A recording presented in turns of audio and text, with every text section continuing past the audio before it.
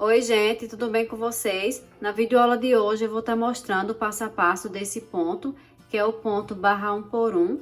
Ele é um ponto bem elástico e esse ponto ele é feito em 2 pontos e 2 carreiras, ou seja, é um ponto múltiplo de 2. Então você vai trabalhar ele sempre em números pares. E agora vamos para as instruções desse ponto. E na primeira carreira do ponto barra 1 por 1, eu vou começar tecendo um ponto em ponto meia, depois eu vou fazer um ponto em tricô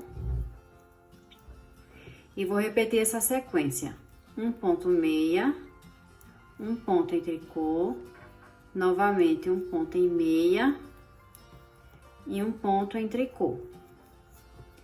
O ponto em meia, o fio é para trás e o ponto em tricô, o fio é para frente. Vou continuar tecendo dessa forma até chegar no final da carreira.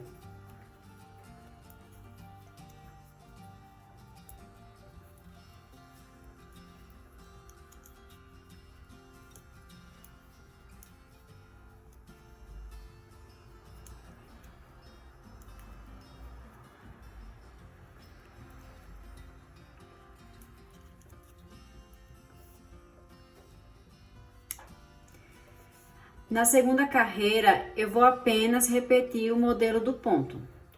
Então, aqui é um ponto meia, que ele forma o Vzinho. Então, vou tecer um ponto em meia. E onde tem ponto em tricô, eu vou fazer um ponto em tricô. É basicamente repetir os pontos. Novamente, um ponto meia. E depois um ponto em tricô. O ponto meia é o que forma o Vzinho e o ponto em tricô é o que forma esse gominho na parte da frente. Então, aqui um ponto meia, depois um ponto em tricô, novamente um ponto meia e depois um ponto em tricô. E eu vou repetir essa sequência até chegar no final da carreira. E basicamente o ponto barra 1 por 1 é apenas repetir essa sequência de pontos.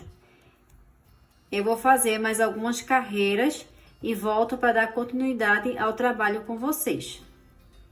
E esse é o resultado do ponto barra 1 por 1. Ele fica igual tanto na parte da frente quanto na parte de trás do trabalho. E ele é um ponto bem elástico, bem sanfoninha, que é muito usado para punhos de casaco, também golas. Também é usado muito em gorro, para o início do gorro e também para o punho da luva.